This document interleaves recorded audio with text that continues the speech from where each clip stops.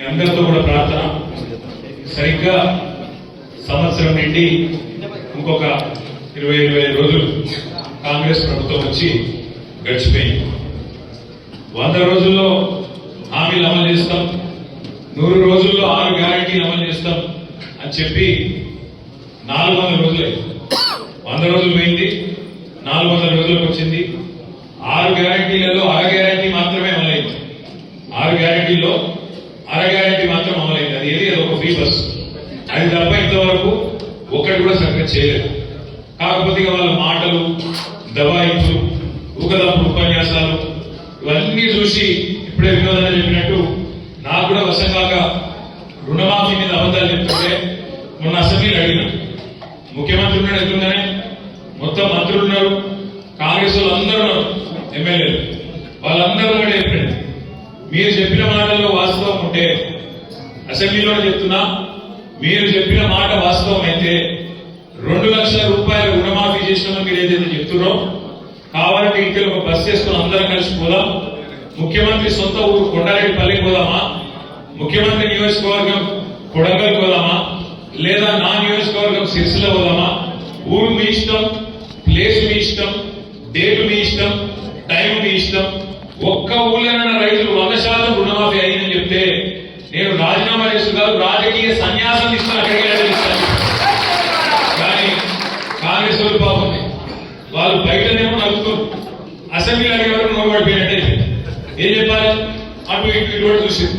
ఎందుకని పెద్దపల్లి ఎమ్మెల్యే వేసింది చెంగు, పెద్దపల్లి ఎమ్మెల్యే ఉన్నాడు, విజయరామరావు, మా మాజీ ఎమ్మెల్యే మనోహరెడ్డి సాబు ఇక్కడే ఉన్నాడు. విజయరామరావు వేసిండు, ఆయనకు రేషం వచ్చింది, వేసిండు, మైక్ తీసుకున్నాడు. ఏం చెప్తాడా నేను అనుకుంటా, మీరు రామి దమ్ముంటే పెద్దపల్లి మా దగ్గర 70% రుణమాఫీ అయింది అని. సిగ్గులేదా మీకు? ముఖ్యమంత్రి 100% అంటాడు, ఎమ్మెల్యే 100 అంటాడు, బయట బ్యాంక్ కూడా చాలా అంటాడు, బయట పోతేమో 20% కాలేదు. సిగ్గు ఇచ్చేది లేదు మీకు. కనీసం అబద్ధాలు చెప్తున్నానంటే ఏం తీసుకొచ్చి మీరు బేకారు అని చెప్పండి. వాళ్ళ వాస్తవం ఏంటంటే వాళ్ళకు పరిపాలన సాధన అయితే వాళ్ళకు నడపలేదు, నడపరాక ముఖం బాగాలేక అర్థం పలుకున్నాడు ఎన్నికూడదు ఒక గట్ల. ఇప్పుడు ఏంది? నాకు నడప సాధన అయితే లేదు, ఏం చేయాలి? నేను రాష్ట్రం పరిస్థితి బాగలేదు అని చెప్పాలి. రాష్ట్రం పరిస్థితి కాదు, నేను ఎక్కి బాగలేదు, నీకు ఎక్కిన గుర్తు లేదు. దానికి ఎవడేం చేస్తాడు? నీకు తెలివి లేక, శాతగాక, దత్తమ్మ పోయి అడ్డగోలు హామీలు ఇచ్చి, పనికిమాలిన హామీలు ఇచ్చి, 100 రోజుల డైలాగులు కొట్టి, అఫిడవిట్లను పోజులు కొట్టి, దేవుళ్ళ మీద ఒట్లు పెట్టి ఏదో పీకుతామని ఏదో పెద్ద బిల్డప్ ఇచ్చి వచ్చినాం. వచ్చి ఏమైతుంది? శాతం అయితే లేదు, ఏం చేయాలో తెలుస్తలేదు. తెలియక ఇప్పుడు నేను వస్తుంటే ఇక్కడ చూసిన బయట మన కరెక్ట్ గా మన ఆఫీస్ ఎదురుగా టెంట్ వేసుకున్నాం. ఎవరు? సర్వశిక్ష అభియాన్ ఉద్యోగులందరూ టెంట్ వేసుకున్నారు. నేను అడిగింది వాళ్ళు, ఏందమ్మా ఏమైంది? ఏం లేదు సార్, ఈ రేవంత్ రెడ్డి సరిగ్గా నవంబర్ 23లో మా దగ్గరకు వచ్చింది సార్. వచ్చి ఏం చెప్పిండు? మీరు ఛాయ్ తాగే లోపల ముఖ్యమంత్రి అనేటువంటి అనుకుంటే ఛాయ్ తాగే లోపల మీ సమస్య పరిష్కారం చేయొచ్చు, ఛాయ్ తాగే లోపల గవర్నమెంట్ ఆర్డర్స్ పంపించచ్చు, ఏముందమ్మా మీ సమస్య అని చెప్పిండు. చెప్పుడే కాదు, నన్ను గెలిపిద్రి, నేను పిలుచుకుంటా, ఛాయ్ తాగిపిస్తా, ఛాయ్ తాగే లోపల జీవో ఇచ్చి పంపిస్తా అని చెప్పిండన్నా. మరి ఆయన ఛాయ్ పత్తి దొరుకుతలేదా, పాలు దొరుకుతలేదా, నీళ్ళు దొరుకుతలేదా, ఏం దొరుకుతుందో మాకు అర్థం కాక నెట్టేసుకుని కూర్చున్నాం. ఛాయ్ పత్తో మరి చక్కెరను అది లేకపోతే మనం పంపిస్తాం. 27,000 మంది వాళ్ళే చూస్తారు. ఆడబిడ్డలు చెప్పిండు, కేసీఆర్ ₹1,00,000 ఇస్తాడు, నేను తులం బంగారం ఇస్తాను. ఇప్పుడు బంగారం చేపలు తెక్కలేదా? ఆయన పుడతలేదా బంగారం? తులం బంగారం దొరకలేదా? సంవత్సరం అయిపోయి ఎన్ని లెక్కాలని 4,5 లక్షల పెళ్లిలైంది. ఒక్కలుగా నచ్చిందా? రాలేదు. రుణమాఫీ అన్నాడు. నేను ముఖ్యమంత్రిని అడుగుతున్నా, మళ్ళీ ఒకసారి వేదికగా అడుగుతున్నా, నిన్న చెప్పినా మళ్ళీ చెప్తున్నా. ఎంత సిగ్గుదప్పిన ప్రభుత్వం అంటే, ఎంత ఇజ్జత్ లేని ప్రభుత్వం అంటే కాంగ్రెస్ ప్రభుత్వం. వీళ్ళే చెప్పారు. ఏం చెప్పారు? డిసెంబర్ 3కు ముందు తీసుకుంటే అప్పుడు యాదుకుండాలి మీకు, మనం రైతు బంధు కోసం 7,600 కోట్లు తయారు చేసి పెట్టినాం డిసెంబర్ లో. పోయిన సంవత్సరం ఇదే టైం పెడితే రేవంత్ రెడ్డి ఉత్తరం రాసిండు ఎలక్షన్ కమిషన్, మీరు అర్జెంట్ ఆపాలి, లేకపోతే ఎన్నికల ప్రభావం పడుతుంది, కేసీఆర్ మళ్ళీ రైతులందరూ మళ్ళా ఓట్లేసి మళ్ళా గెలిపిస్తారు, మీరు ఆపుర్రి అని ఎలక్షన్ కమిషన్ ఉత్తరం రాసింది. రాష్ట్ర ఎలక్షన్ కమిషన్ వాళ్ళు ఎన్నికలు ప్రభావితమైతే అని చెప్పి ఆపేసింది. అప్పుడు ఏం చెప్పిండు రేవంత్ రెడ్డి? డిసెంబర్ 3కు ముందు తీసుకుంటే ఎకరానికి 5,000, డిసెంబర్ 7 తర్వాత తీసుకుంటే ఎకరానికి 7,500 అన్నాడు. 7,500 కాదు, 75 పైసలు ఇచ్చింది అవి. 75 పైసలు ఆ రోజు మనం ఏదైతే కూడబెట్టిపోయామో 7,500 కోట్లు అవి మళ్ళా 3-4 వేలు సదానికి గవే ఇచ్చిండు. దాని తర్వాత పార్లమెంట్ దాకా ఇచ్చిండు. ఎప్పుడైనా నాటు పడ్డప్పుడు పడతాయి రైతు బంధు పైసలు, నేను ఉన్నప్పుడే ఓట్లు పడినప్పుడు పడ్డాయి పైసలు. ఒకటి ఉండదు కాంగ్రెస్ పెట్టుకుంటే. అట్లా ఈ కాంగ్రెస్ ప్రభుత్వం వచ్చినాక రైతు భరోసా రూపాయి తీయలేదు. మనం దాచిపెట్టిపోయిన రైతు బంధు పైసలే ఒకసారి ఏడ్పించి 6 నెలలకు ఇచ్చిండు తప్ప ఈ సంవత్సరంలో ఒక్కటంటే ఒక్క పైసా కూడా రైతు ఇయ్యని ముఖ్యమంత్రి రేవంత్ రెడ్డి. అది ఒక్కటే కాదు, మీకు యాదుకుండాలి. ఏమన్నాడు ప్రతిపక్షం ఉన్నప్పుడు 3 పంటలకు ఇవ్వాలి, 3 పంటలు. ఇప్పుడు ఏమంటాడు, రైతు ప్రమాణ పత్రం రాసేయాలండి. ఇప్పుడు మా బుప్పాపుడు శ్రీనివాస్ రెడ్డినాడు, ఇప్పుడు ప్రమాణ పత్రం రాసేయాలి. ఏమని, నేను సాగు చేస్తా, నేను ఖచ్చితంగా వ్యవసాయం చేస్తా అని రైతు ప్రమాణ పత్రం రాసి అధికారులకు ఇవ్వాలి. కేసీఆర్ ఉన్నప్పుడు మీరు ఇక్కడ దఫ్తర్ పోయిన రైతు దరఖాస్తు పెట్టిందా రైతు బంధు కోసం? ఎవరికైనా దండం పెట్టినావా? ఎక్కడ దండం పెట్టేది లేదు, దరఖాస్తు పెట్టేది లేదు, దఫ్తర్ పోయేది లేదు. కనీసం ఎన్నికల్లో కేసీఆర్ మాట కూడా ఇయ్యలేదు. నేను రైతు బంధు అనే ప్రోగ్రాం పెడతాను, మాట కూడా ఇయ్యలేదు. ఇయ్యకపోయినా 12 దఫాలుగా 80,000 కోట్ల రూపాయలు రైతుల ఖాతాలో నాయకుడు కేసీఆర్. 80,000 కోట్లు ఏది ఒక రైతు బంధు. ఇంకో దిక్కు రుణమాఫీ రూపంలో మరొక 27,000 కోట్లు. 1,07,000 కోట్లు రైతుల ఖాతా లంచం కానీ పైసా లంచం కానీ లేకుండా 70 లక్షల మంది రైతుల ఖాతాల్లో టింగు మంచిగా ఫోన్లు మోగుతుంటే నాట్లు పడేటప్పుడు మంచిగా పైసలు పడేటట్టు సౌలభ్యం ఏర్పాటు చేసింది కేసీఆర్. ఇవాళ రేవంత్ రెడ్డి ప్రభుత్వం 3 పంటలకు రైతు బంధు వేయాలని చెప్పిన రేవంత్ రెడ్డి, డిసెంబర్ 3 తర్వాత అయితే ఎకరానికి 7,500 ఇస్తానని చెప్పిన రేవంత్ రెడ్డి ఏకకాలంలో 2 లక్షల రుణమాఫీ చేస్తా అన్నాడు. యాదికుందా మీకు? కేసీఆర్ గారు 1,00,000 రూపాయలు రుణమాఫీ చేసిండు. ఆయన అనుకుంటాడు రైతులందరూ నాకే ఓట్లు ఎత్తారని. మీరందరూ కూడా కేసీఆర్ 1,00,000 రూపాయలు రుణమాఫీ తీసుకున్న కూడా బ్యాంకు గుర్కుని వెంబడే తెచ్చుకోండి, ఎంబడే నేనేస్తా, ఎంబడే వస్తా, ఎంబడే సంతకం పెడతాను. ఇప్పుడు ఎంబడ పడుతున్నాడు, ప్రమాణ పత్రం రాయమని చెప్తున్నాడు. ఇప్పుడు మీకు రైతు భరోసా ఏడాడు, కేబినెట్ మీటింగ్ ఉన్నది. నేను నిన్న అడిగిన రేవంత్ రెడ్డి, దమ్ముంటే చెప్పు అడిగిన. ఎలక్షన్ల ముందేమో వరంగల్ రైతు డిక్లరేషన్ అన్నావు, ఇలా రైతు డిక్లరేషన్ ఇవ్వాలంటున్నావు. ఇది ఎక్కడ నీతి? రైతు ప్రమాణ పత్రం రాసించలేంది, ఎందుకు రాసియాలి? తెలియదా? ఇవాళ ఊళ్ళో మీ అధికారులు అగ్రికల్చర్ ఎక్స్టెన్షన్ ఆఫీసర్ తెలియదా? అక్కడ ఉండే గ్రామ పంచాయతీ సెక్రటరీకి తెలియదా? లేదా ఊళ్ళో ఉండే సర్పంచ్కి తెలియదా? ఎంపీటీసీకి తెలియదా? ఏ రైతు సాగు చేస్తుండో ఏ రైతు సాగు చేస్తాడో తెలియదా? ఇలా రైతులను బదనాం చేసే కుట్ర. అసెంబ్లీలో పెట్టిండు కాగితం, ఏమంటాడా కాగితంలో? రైతు బంధు వల్ల 22,000 కోట్ల రూపాయలు దారి మళ్ళీ అని చెప్పి ఒక చెత్త మాట, రైతులు బదనాం చేసే మాట, రైతులు దొంగగా చిత్రీకరించే మాట మాట్లాడుతూ ఉన్నారు. 22,000 కోట్లు దారి మళ్ళీ అంటారు. నాకు నిజంగా అర్థం కాకపోయి నేను అక్కడ ఉండే అధికారులను అడిగి, వ్యవసాయ అధికారులు కనబడ్డారు అసెంబ్లీలో, అడిగిన ఎక్కడికి వెళ్ళి వచ్చినాయా మీకు ఈ లెక్క అని అడిగి. 22,000 కోట్లు అంటున్నారు, ఏడ దారి మళ్ళీ, ఏ ఊర్లే దారి మళ్ళీ, ఏ సర్వే నెంబర్ పోయినాయి, ఎవరి ఖాతాలో పడ్డాయి చెప్పుని మాకు అన్న. అంటే వాళ్ళు ఏం చెప్పారు ఎరికేనా? సార్ మా పేరు చెప్పకూడదు, కానీ వాస్తవం ఏంటంటే ఇప్పుడు వానాకాలం పట్టేస్తారు. వానాకాలం దగ్గర 1,50,00,000 ఎకరాలు కేసీఆర్ వచ్చిన తర్వాత నీళ్ళు వచ్చినాయి, కరెంట్ మంచిగా వచ్చింది, రైతు బంధు వచ్చింది, రైతుకు ధైర్యం వచ్చింది కాబట్టి 1,50,00,000 ఎకరాలు సాగు జరిగింది వానకాలం. కానీ వానకాలంలో పత్తేసిన వాళ్ళు, వానకాలంలో కత్తేసిన వాళ్ళు రెండో పంటేసే అవకాశం ఉంటుందా? వానకాలంలో పత్తేసిన వాళ్ళు యాసంగిలో రెండో పంటేసిన అవకాశం ఉంటుందా? ఉండదా? ఉండదు. కంది ఉంటుందా రెండో పంటకు అవకాశం? మిర్చికి ఉంటుందా? చెరుకుకు ఉంటుందా? పసుపుకు ఉంటుందా? ఉండదు. మరి ఇప్పుడు ఈర్నపల్లి మండలంలో పోడు భూములు ఉన్నాయి. ఆ పోడు భూములు ఎక్కడో జంగల్ ఉంటాయి. ఆ జంగల్ ఉండే భూములల్లో నీకు ఒక పంట పంటే కష్టం, రెండో పంట పండుతుందా? ఎక్కడ బోరు బావి మీద నడవది. ఇప్పుడు రేవంత్ రెడ్డి ప్రభుత్వం ఏమంటారు ఎరికేనా? ఆ రెండో పంట మీరు ఏదైతే వేయలేదో, ఆ రెండో పంట మీరు ఏదైతే పత్తేసిన వాళ్ళు, కందేసిన వాళ్ళు, ఆ పోడు రైతులు ఆ చెరుకు రైతులు, ఆ పసుపు రైతులు, ఆ సోయా రైతులు, ఆ మిర్చి రైతులు ఎవరైతే రెండో పంట యాసకి లేదో ఆ పైసలు కేసీఆర్ ఇచ్చి తప్పు చేసినాడు. ఆ పైసలు రెండో పంటకు మీరు ఏకపోయినా కేసీఆర్ ఇచ్చిండు, ఇచ్చి తప్పు చేసిండు అంట. నేను ఇక్కడికి వచ్చినప్పుడు రవీంద్రరావు గారిని అడిగి, రవీంద్రరావు గారు మరి పత్తి సంగతి ఏందని అడిగి, రవీంద్రరావు గారు ఏం చెప్పినట్టు మాకు ఐసింగారంలో కూడా పత్తి వేస్తాం, కానీ పత్తి వేసి ఏరి మొత్తం తీసే వరకే, పంట తీసే వరకే 6-7 నెలలు అవుతుంది, రెండో పంటకు ఛాన్స్ ఉండదు. కాబట్టి కాబట్టి కాబట్టి మరి రెండో పంటకు సందు ఉన్నది, దొరకది, రెండో పంట వేయలేమని చెప్పాడు. నేనేమంటున్నా అంటే ఒక వీళ్ళే కాదు, పత్తి రైతులు, కంది రైతులు, అదే విధంగా చెరుకు రైతులు, పసుపు రైతులు, మిర్చి రైతులే కాదు, ఇవాళ లక్షల ఎకరాల్లో మనమే ప్రోత్సహించినాం పామాయిల్ తోటలు పెట్టుకోమని చెప్పినాం. మామిడి చెట్లు, అటు నల్గొండ ముఖాన పోతే బత్తాయిలు, ఆ నిమ్మ తోటలు, ఇవన్నీ ఉంటాయి, దానిమ్మ తోటలు ఉంటాయి. మరి ఇవన్నీ కూడా రేపు ఏంది వీళ్ళకి ఇస్తావా ఇవ్వవా అంటే చెప్తలేడు.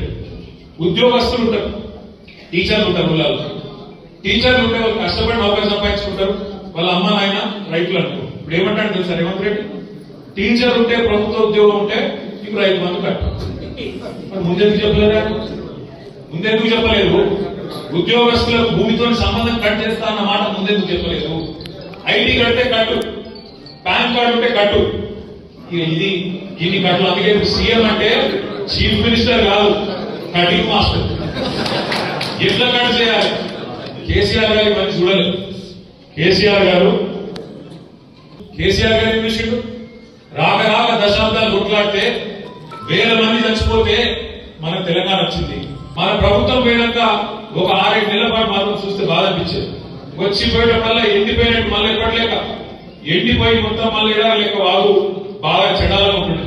కానీ మళ్ళొకసారి నీళ్ళు వచ్చినాయంటే కేసీఆర్ పుణ్యం, కాళేశ్వరం పుణ్యం, సిరిసిల్ల ప్రాంతంలో, రాజన్న సిరిసిల్ల జిల్లాలో వాళ్ళ నీళ్లు దుంకుతున్నాయంటే ఖచ్చితంగా గోదావరి జిల్లాలు ఇక్కడ వచ్చినాయంటే అది కాళేశ్వరం పుణ్యం. కానీ ఆ కాళేశ్వరాన్ని కూడా ఎన్ని రకాలుగా బదనాం చేసినందుకు అనుకుంటారు.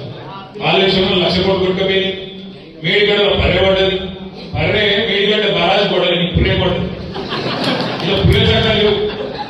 ఆ పర్రె పడ్డదని చెప్పి దానికి రావులన్నీ తీసుకొచ్చి ఒక్కరే చూడుని దానికి ఫోటోలు కొట్టి అంతర్జాతీయ ఏదో అయిపోయింది. ఏమైంది మరి? ఆడ భూకంపం వచ్చినా తట్టుకోలేదు కదా, కాళేశ్వరం బాగా తట్టుకోలేదా? మన భూకంపం వచ్చింది అక్కడ మేడిగడ్డ కాడ, ములుగు జిల్లాల కింద సమగ్ర సడక బ్యారేజ్ కాడ భూకంపం వస్తే కూడా 5.3 రిక్టర్ స్కేల్ మీద నమోదైతే కూడా ఏం కాలేదు. 28 లక్షల క్యూసెక్ల వరద వస్తే కూడా మేడిగడ్డ బరాజ్ ఏం కాలేదు. నాకైతే ఒక అనుమానం ఉంది, పక్కా చెప్తాను, ఇదివరకు చెప్పినా మళ్ళీ చెప్తున్నాను. ఆ రోజు కూడా ఇల్లే చేసిరు అందరు, ఆ రోజు కూడా ఖచ్చితంగా దాన్ని ఏమో చేసిరు. ఇలా కొంతమంది అక్కడ ఇక్కడ ఉన్నారు ఆ పార్టీలో. ఇప్పుడు కూడా ఎట్లా చేసి కొట్టుకపోవాలని చూస్తారు, ఎట్లా చేసి కొట్టుకపోవాలి, కేసీఆర్ చెడ్డ పేరు రావాలి. మరి సంవత్సరం అయింది, ఎలక్షన్లను నడిచిపోయినాయి, చేయాల్సిన బదనాం చేసినావు, మరి రిపేర్ చేస్తారు కదా. 3-4 నెలలు చేయొచ్చాడు. ఇప్పుడు రాంగ వినోదన అధికారులతో మాట్లాడి 3-4 నెలలు రిపేర్ చేసి బ్రహ్మాండంగా నీళ్లు మొత్తం చివరి మంట ఎక్కడ కోదాల దాకా కిందికి. కానీ ఆ పని చేస్తలేదు. ఎందుకు? వాళ్ళ భయం ఏం దొరికేనా? కాళేశ్వరం రిపేర్ చేసినాం, ఒక మేడిగడ్డ రిపేర్ చేసినాం అనుకో, ఏం చేయాల్సి వస్తుంది? యాసంగిలో కూడా మళ్ళీ 1.5 ఎకరాలు మళ్ళీ పైసలు ఇవ్వాలి. ఎట్లా ఎగబెట్టాలి కదా, ఎగబెట్టాలని ఈ కథ చేస్తాను. దయచేసి నేను మిమ్మల్ని కోరేది, కొత్త సంవత్సరం మనం కూడా ఈ సంవత్సరం ఒక విషయంలో, ఈ సంవత్సరం మనకు స్థానిక సంస్థల ఎన్నికల సంవత్సరం కాబోతా ఉన్నది. ఖచ్చితంగా ఎవరెవరైతే సర్పంచ్గా పోటీ చేయాలనుకుంటున్నారో, ఎవరెవరైతే ఎంపీటీసీగా పోటీ చేయాలనుకుంటున్నారో, ఎవరెవరైతే జిల్లా పరిషత్ కు కౌన్సిలర్ గా పోటీ చేయాలనుకుంటున్నారో, ఎవరెవరైతే సింగిల్ విండో డైరెక్టర్ గా పోటీ చేయాలనుకుంటున్నారో వాళ్ళందరితో నా ప్రార్థన ఒకటే. ఇప్పుడే గొప్పల ఈశ్వరన్ ఒక మంచి మాట చెప్పింది, ప్రేక్షక పాత్ర వహించకండి. అంటే చూసుకుంటా కళ్ళపగిటి కూర్చోకుండ్రి, అన్యాయం జరుగుతుంటే ప్రజల తరఫున కొట్లాడాలి, నిలబడే క్రమంలో కేసులైనా పర్వాలేదు, ఏదైనా పర్వాలేదని కేసులై ప్రజల కోసం నిలబడితేనే ఆయన నాయకుడు అయితే తప్ప, లీడర్ అయితే తప్ప ఎవరు పడితే వాళ్ళు కాదు. అందుకే మీతో ప్రార్థన, ఎవరెవరైతే ప్రజా ప్రతినిధులు కావాలనుకుంటున్నారో గట్టిగా తిరగాలి, గట్టిగా మాట్లాడాలి, గట్టిగా నిలబడాలి. ఆ క్రమంలో అయితే 1-2 కేసులు ఏం ఫరక్ పడుతుంది? ఏం పీకగలుగుతాడు చిక్కినాయుడు? ఏమి కాదు, ఏం ఫరక్ పడది, ఏమి కూడా కాదు. మీరేమో భయపడక్కర్లేదు. మన కళ్యాణ్ గారు, ఆయనతో పాటు హైదరాబాద్ నుంచి మొత్తం లీగల్ ఎవరెవరైతే చిల్లర వల్ల లీగులు ఇచ్చి రాయిస్తున్నారో వాళ్ళ సంగతి కూడా హైకోర్టులో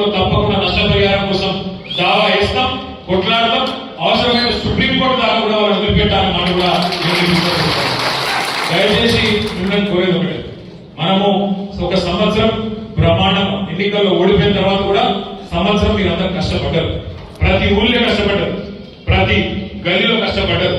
కాబట్టి పార్టీ ఇవాళ ఒక్క పిలుపు మీద కలిస్తానికి ఇంతమంది మీటింగ్ కాదు ఏం కాదు, ఇవాళ ఒక్క మాట తీసుకెళ్ళి ఒక మెసేజ్ తీసుకెళ్ళి ఇంతమంది మా తమ్ముళ్ళు మాటలు వచ్చాయి. ఇలా మనం అధికారంలో కూడా లేవు, నేను మీకు ఏగలిగే కూడా ఏం లేదు, మీకు తెలుసు నాకు తెలుసు. అయినా ఇంత అభిమానంతో పార్టీ అంటే ఇంత ప్రేమతో కేసీఆర్ గారి మీద ఒక అనురాగంతో మీరందరూ వచ్చినారు. బాక్సింగ్ చేస్తున్న క్రికెట్ బాక్సింగ్ లో ఒక మాట చెప్తారు, మనం ఎంత గట్టిగా పంచుకొడతాం అన్నది కాదు, మనం ఎంత గట్టిగా అవుతున్నాం దౌడ మీద గుర్తాం అన్నది కాదు. వాడు అవుతాడు ఎన్ని గుద్దినా కింద పడ్డా లేచి నిలుసుకొని కొట్లాడేటోడే నిజమైన మీరు, నిజమైన పోరాటం. వాళ్ళు కొట్టింది ఈ సంవత్సరంలో, వాళ్ళు మనం కొట్టింది ఒక 5-6 దెబ్బలు కొట్టింది. ఒకటి అసెంబ్లీ ఎన్నికల్లో స్వల్ప తేడాకు ఓడిపోయింది, అనుకోకుండా అతి విశ్వాసం అనండి, కొన్ని చిన్న పొరపాట్లు అనండి జరిగినాయి, కాదండి. మనం కూడా మనుషులమే, చిన్న తప్పులు జరుగుతాయి, చిన్న పొరపాట్లు జరుగుతాయి. జరిగినప్పుడు ఓటమి జరిగింది. వెంటనే మన సార్కు మన కేసీఆర్ గారికి ఈ తుంటి యొక్క విరిగి 3 నెలల పాటు ఆయన కూడా తిరగలేని పరిస్థితి వచ్చింది. అటెంక వెంటనే లేచి పంటలు ఎండిపోతున్నాయంటే, ఈ సన్నాసులు నీళ్లు ఇస్తలేరంటే కేసీఆర్ గారు అంత ఇబ్బందుల్లో కూడా బయలుదేరి నల్గొండ, వరంగల్, కరీంనగర్ దాకా మన సిరిసిల్ల దాకా కూడా తిరిగి ఆ బస్సు యాత్రలో భాగంగా తిరిగింది. ఆ తర్వాత కృష్ణా నది మీద పెత్తనం మొత్తం తెలంగాణ ప్రభుత్వం కేంద్రానికి అప్పచెప్తున్నది అంటే నల్లగొండలో భారీ బహిరంగ సభ పెట్టి గర్జిస్తే దెబ్బకే లేదు మేము అప్పచెప్తలేం, తప్పు చేసినామని చెప్పలేసుకున్నది కాంగ్రెస్ ప్రభుత్వం. ఆ తర్వాత పార్లమెంట్ ఎన్నికలు వచ్చినాయి. సరే, ఇక పార్లమెంట్ అప్పుడు ఒక విచిత్రమైన పరిస్థితి ఉంటే దేశంలో మరి ఏ కారణం చెందనో కొంతమంది మంచి వాళ్ళని కూడా కాదనుకొని ఇద్దరు అటు 8 ఇటు 8 ఇచ్చారు. కాంగ్రెస్ 8 ఎంపీలు, బీజేపీకి 8 ఎంపీలు, వాళ్ళు 8 వీళ్ళు 8 ఉన్నారు. కానీ ఇప్పటివరకు సంవత్సరం అయింది, వచ్చింది మాత్రం తెలంగాణ కూడుస్తున్నాం. అందరికి అర్థమైంది ఎట్లయింది. చంద్రబాబు నాయుడు గారు, నితీష్ కుమార్ గారు 10-12 మంది ఎంపీలతో కేంద్రంలో చక్రం తిప్పుతున్నారో తప్పకుండా రేపు మళ్ళీ ఒక రోజు వస్తుంది. కేసీఆర్ గారి దేశంలో ఉండే ప్రభుత్వాన్ని సాధించే తప్పకుండా వస్తుంది. మళ్ళీ మన ఎంపీ కూడా మనం గెలిపించుకుందాం విషయం తప్పకుండా. ఆ విషయంలో కూడా ఆ రోజు కొంత మనకు నష్టం జరిగింది. ఆ తర్వాత మనం గెలిపించిన ఎమ్మెల్యే ఒక 10 మంది పోయింది. ఇట్లా ఈ సంవత్సరంలో చాలా దెబ్బతిన్నాం. కానీ ఎంత దెబ్బతిన్నా, ఎన్ని రకాలుగా ఇబ్బంది పడ్డా, ఒకటి మాత్రం పక్కాగా జరిగింది. వాళ్ళకు కూడా కాంగ్రెస్ లో కూడా నిద్ర లేని రాత్రులు అంటే ఏంటో అది కూడా మనమే చూపెట్టినవి. ముఖ్యమంత్రి మాటలు చూడదు, కాంగ్రెస్ మంత్రుల మాటలు చూడదు. ఒక్క రోజున కేసీఆర్ చెప్పలేకుండా ఒక్క స్పీచ్ ఉంటుందా? కేసీఆర్ పేరు తీయకుండా, బీఆర్ఎస్ సోషల్ మీడియా తిట్టకుండా ఒక్క ఉపన్యాసం ఉండదా ముఖ్యమంత్రి? ఏడవైనా ఒకటే ఏడుపు, ఎక్కడ పోయినా ఒకటే ఏడుపు, ఒకటే రాదు. ముఖం బాగాలేక అద్దం పలుకుంటున్నట్టు నడపశాల కాక రాష్ట్రాన్ని, ప్రభుత్వాన్ని పనికి మాల మాటలు మాట్లాడుతున్నాడు. ఎంత పచ్చి అబద్ధాల కోరి ముఖ్యమంత్రి అంటే, నిన్న మాట్లాడిన మాట ఒక్క నిమిషంలో మీకు చెప్తా, మీకు అర్థమైంది. ముఖ్యమంత్రి అంటోడు ఒక రాష్ట్రానికి పెద్ద మనిషి. ఆ పదవిలో కూర్చున్నాక రాష్ట్రం మొత్తం నాది అని మాట్లాడాలి. ఈ రాష్ట్రం మంచిగున్నది, ఇంకా మంచిగా చేస్తా అని చెప్పాలి. ఏమన్నా లోపల చిరిగిపోయిన బరి వేసుకున్నా మీదికెళ్ళి మాత్రం మంచిగా చేసుకుని మంచిగానే ఉన్నా అని చెప్పాలి. కానీ ఈ నేత అవలగాడంటే రాష్ట్రం దివాలా తీసింది, రాష్ట్రం అప్పులపాలైపోయింది, నా పరిస్థితి మొత్తం ఎక్కిపోయింది కానీ చెప్పుకుంటాడు ఎవరన్నా కదా. నన్ను నిజం ఉందా? వచ్చే అబద్ధం. వాస్తవం ఏంది? ముఖ్యమంత్రి కనీసం లెక్కలు చెప్పినప్పుడు సరిగ్గా చెప్తలేదు. వాస్తవం ఏంది? తెలంగాణ ఏర్పడిన నాడు 2014లో కాంగ్రెస్ ప్రభుత్వం మనకు అప్పచెప్పినాడు. ఏది ప్రభుత్వాన్ని మనకు అప్పచెప్పినాడు? 369 కోట్ల రెవెన్యూ మిగులుతోని మనకు అప్పచెప్పిన, రెవెన్యూ సర్ప్లస్ తోని మనకు అప్పచెప్పింది. మనం దిగిపోయినాడు 2022-23లో. ఆనాడు మనకు 369 కోట్ల రెవెన్యూ మిగులుతో అప్పచెప్తే మనం వాళ్ళకు తిరిగి అప్పచెప్పినాడు 5,944 కోట్ల రెవెన్యూ మిగులుతోని వాళ్ళకు అప్పచెప్పింది. రెవెన్యూ మిగులు అంటే ఏంటి మీకు అర్థమయ్యే భాషలో చెప్తాను. ఇప్పుడు రాష్ట్ర ప్రభుత్వానికి రాబడి ఉంటుంది, ఆదాయం ఉంటుంది, ఖర్చు ఉంటుంది. రెవెన్యూ రిసీట్ అంటారు, రెవెన్యూ ఎక్స్పెండిచర్. ఆదాయం, ఖర్చు. ఆదాయం ఖర్చు కంటే ఎక్కువ ఉంటే మిగులు ఉంటుంది, రెవెన్యూ మిగులు. ఆ ఖర్చులు ఏమేమి ఉంటుంది రెవెన్యూ ఎక్స్పెండిచర్? ఏముంటదంటే జీతాలు, పెన్షన్, అప్పులు. ఒకటే కేసుల గురించో ఫీజుల గురించో మనం భయపడే అవసరం లేదు. మనం ఎవ్వరూ కూడా దాని గురించి బయట చర్చ పెట్టే అవసరం కూడా లేదు. మనం ఒకటే పని చేద్దాం ఈ కొత్త సంవత్సరం. ఏంటది? ఆయన కేసుల గురించి మాట్లాడాలి, మనం రైతుల గురించి మాట్లాడదాం, మనం ప్రజల గురించి మాట్లాడదాం, రైతు భరోసా గురించి మాట్లాడదాం. నువ్వు ఇచ్చిన 420 హామీలు ఏమైనా అడుగుదాం. వాళ్ళు పాపం మన అటెన్షన్ డైవర్షన్ కోసం మనం ఏదైనా చేసి మనం పక్కన పట్టియాలి. అవు ఇదైందట, అదైందట, గళ్ళ ఇదైందట, గిల్ల ఇదైందట అని చెప్పి ఆ శివుడు కొడుకు ఇలా శివుడు కొడుకు అది తప్ప ఇంతవరకు సంవత్సరం చేసింది ఏం లేదు. మనం ఒకటే తదేక దీక్షతో అర్జునుడు కదా శిల్క కన్ను మీద దృష్టి పెట్టినట్టు మనం కూడా ఒకటే దాని మీద పెడదాం. ఏంటిదని? ముసలిలకు 4000 పెన్షన్ ఎప్పుడు ఇస్తావు అని అడగాలి. ఒక్కొక్క నెల ఒక్కొక్క కార్యక్రమం తీసుకుందాం అవసరమైతే కొత్త సంవత్సరం మంచిగా తీసుకొని నెలకొక ప్రోగ్రాం. ముసలిలకు 4000 పెన్షన్ ఎప్పుడు ఇస్తావు? ఆడబిడ్డలకు నెలకు 2500 ఎప్పటి నుంచి ఇస్తావు? స్కూటీలు ఎప్పటి నుంచి ఇస్తావు? పిల్లలకు ఫీజు రీయింబర్స్మెంట్ ఎప్పుడు ఇస్తావు అని చెప్పి నెలకొక ప్రోగ్రాం పెట్టుకుందాం. మంచిగా ఈ కొత్త సంవత్సరం 12 నెలల పాటు ఉక్కిరి విక్కిరి వాళ్ళకు ఊపిరాడకుండా చేసే బాధ్యత ప్రధాన ప్రతిపక్షంగా ఈ గులాబీ దండుదే గులాబీ సైనికులు మాట అదేవిధంగా చాలా మంది మా నదులు అడుగుతారు, అన్నా మనం కూడా కొత్త కమిటీ చేసుకోవాలి. తప్పకుండా నేను ఈ సంవత్సరం మీ అందరికి మాటిస్తున్నా, తొందరలో సభ్యత్వ కార్యక్రమం కూడా స్టార్ట్ చేసుకుందాం. మంచిగా బూత్ కమిటీ నుంచి జిల్లా పార్టీ ఆఫీసులు ఉన్నాయి, అన్ని నియోజకవర్గాల్లో అన్ని జిల్లాలలో శిక్షణ కార్యక్రమాలు కూడా పెట్టుకుందాం. అద్భుతంగా పటిష్టంగా మన పార్టీని నిర్మాణం చేసుకుందాం. మొదటి సంవత్సరం ఒడిసిపోయింది చూడకూడదు, మనకు తెలిసిన కూడా అయిపోయింది 1 ఇయర్. ఈ సంవత్సరం కూడా మొత్తం ఎలక్షన్లల్లో ఈ కొట్లాటలనే పోతుంది. ఎందుకంటే ఇప్పుడు ఎట్లాగో ఎలక్షన్లు వస్తాయి, మీకు తెలుసు నాకు తెలుసు. మళ్ళా రేవంత్ రెడ్డి మోసానికి శ్రీకారం చుడుతున్నాడు. రైతులకు రైతు భరోసా పేరు మీద ప్రమాణ పత్రం రాసేయాలని చెప్పి చెడగొప్ప పెట్టే ప్రయత్నం చేస్తున్నాడు. గ్రామాల నుంచి వచ్చిన మా నాయకులను నేను కోరుతున్నాను, గ్రామాలలో చర్చ పెట్టండి, రైతులను అడగండి. కేసీఆర్ ఉన్నప్పుడు ఏమైనా రాసియాల్సి వచ్చిందా? దరఖాస్తు పెట్టుకునే అవసరం పడ్డదా? పడలే. ఇవాళ మాత్రం మళ్ళీ ఒకసారి ప్రమాణ పత్రం సెల్ఫ్ డిక్లరేషన్ రాసియాలి అంటున్నాడు.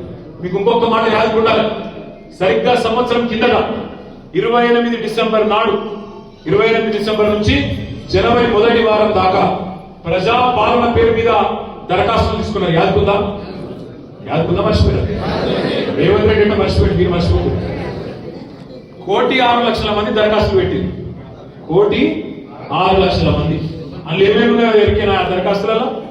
పెన్షన్ కోసం అదే దరఖాస్తు అన్నారు, రైతు భరోసా కోసం అదే దరఖాస్తు అన్నారు, మీ పేరు తీసుకున్నారు, మీ అకౌంట్ నెంబర్ తీసుకున్నారు, అన్ని తీసుకున్నారు. మరి మళ్ళీ ఎందుకు పెట్టమంటున్నారు దరఖాస్తు? 1,06,00,000 కరెక్ట్ మాట చెప్పినాడు మా తమ్ముడు. ఎక్కడికి చెప్పాడు? టైం పాస్, ఏదో ఒకటి చేసి టైం పాస్ చేయాలి, ఎగబెట్టాలని తప్ప ఇచ్చే ఉద్దేశం లేదు. ఓ దిక్కేమో 1,06,00,000 ప్రజాపాలన పేరు దరఖాస్తులు తీసుకుంటుంది, ఇంకో దిక్కేమో కులగణన అని చెప్పి ఇంకో లెక్కలు తీసుకుంటుంది. మళ్ళీ ఇప్పుడు మళ్ళీ దరఖాస్తులు, మళ్ళీ టైం పాస్ కార్యక్రమం కాబట్టి ఏమనాలి? అందుకే ప్రభుత్వం దగ్గర 12 సీజన్లు కేసీఆర్ గారు ఎట్లయితే 12 కాలాలు మీకు రైతు బంధు చేసిండో ప్రతి ఒక్క రైతు అకౌంట్ నెంబర్ ప్రభుత్వం దగ్గర ఉంది. ఎవరికి ఎంత సర్వే నెంబర్ ఉందో, ఎంత భూమి ఉందో ఉన్నది. ఎవరు భూ యజమాని, ఎవరు కౌలు రైతు, అది కూడా ప్రభుత్వం దగ్గర ఉంది. యాదకుండా మీకు రేవంత్ రెడ్డి గారు చెప్పాడు ఎన్నికల ముందు, ఏమన్నాడు? 22 లక్షల మంది కౌలు రైతులు ఉన్నారు తెలంగాణలో, వాళ్ళందరికీ కూడా రైతు బంధు ఇస్తా అని చెప్పాడు. యాదకుండా లేదా? రైతు కూలీలకు ఎంత ఇస్తా అన్నాడు? 12,000 ఇస్తా అన్నాడు. అందుకే నేను మిమ్మల్ని కోరేది, గ్రామాల నుంచి వచ్చిన మా సోదరులు, రైతు భరోసా మీరు చెప్పిన విధంగా రైతు భరోసా ఎకరానికి 5,000 కాదు 7,500 ఇస్తా అని చెప్పినాం. మరి 3 పంటలకు కలిపి, ఏది పోయిన డిసెంబర్, తర్వాత యాసంగి, మళ్ళీ ఇప్పుడు వానాకాలం, 3 కలిపి ఒక్కొక్క పంటకు రేవంత్ రెడ్డి ఎంత బాకీ ఎరికైనా ఒక్కొక్క ఎకరానికి 17,500 రూపాయలు ఒక్కొక్క రైతు బాకీ ఉన్నాడు. ఒక ఎకరానికి 17,500 బాకీ ఉన్నాడు. ఎట్లా అంటారా? ఒకసారి మాత్రం వానాకాలం మాత్రం సరే, యాసంగప్పుడు మాత్రం బాగా రైతు బంధు ఇచ్చిండు. అది ఎంత? ఎకరానికి 5,000 ఇచ్చిండు. దానికి మీదికి 2,500 బాకీ ఉన్నాడా? అటెండ్ 7,500 బాకీ ఉన్నాడా? మళ్ళీ ఇప్పుడు 7,500 బాకీ ఉన్నాడా? సో ఎంత మొత్తం కలిపితే ఎకరానికి 17,500 రూపాయలు బాకీ ఉన్నాడు. మొత్తం ఇవ్వాలి. ఇప్పుడు తప్పించుకుంటా అని నడవదు. వానాకాలం మీద కొట్టినా ముసలిలకు 2 నెలల పెన్షన్ కొట్టిండు. యాదుకుందా? జనవరి పెన్షన్ కొట్టిండు, ఆగస్టు పెన్షన్ కొట్టిండు. సర్పంచ్ గెలవాలనుకుంటారు డిసెంబర్ కూడా ఇక్కడ రాలేదు, ఇప్పుడు కూడా రాలేదు.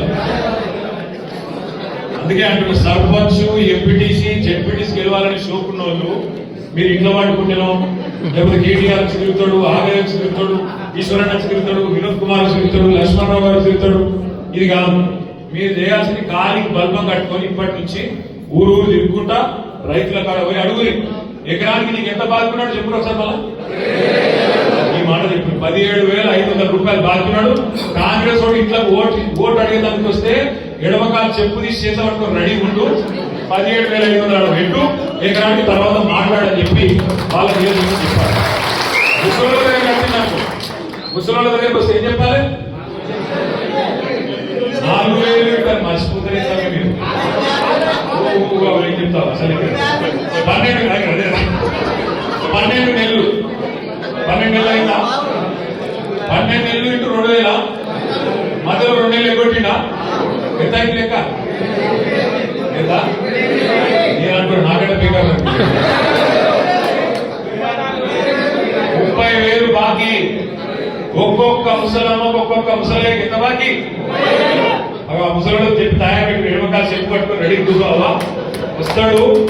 ఎందుకంటే దొరికేది ఇప్పుడే, మళ్ళీ ఇప్పుడు తప్పించుకున్నారు అనుకో 3 ఏళ్ళు మళ్ళీ పత్తకుండా. అందుకే చెప్పాలి, ఊరూరో చెప్పాలి, ప్రతి గలీలో చెప్పాలి, ఆడబిడ్డలు గుర్తు చేయాలి. ఫ్రీ బస్సు అంటే ఇప్పుడు ఏమైంది? కర్ణాటకలో బస్సు ఛార్జీలు పెంచింది. మళ్ళీ ఆడోళ్ళు ఫ్రీ అంటే మొగలు డబల్ అంటే ఏం పడింది? ఆడోళ్ళు ఫ్రీ మళ్ళీ భర్తలకు డబల్. ఏ చెప్పి ఈ కిసలకి వెళ్ళిపోతుంది, ఈ కిసలకి వెళ్ళిపోతుంది. అందరూ కాంగ్రెస్. అందుకే చెప్తున్నా, అరిచేతుల స్వర్గం చూపెట్టుకుని ఎవరిని నమ్మద్దు.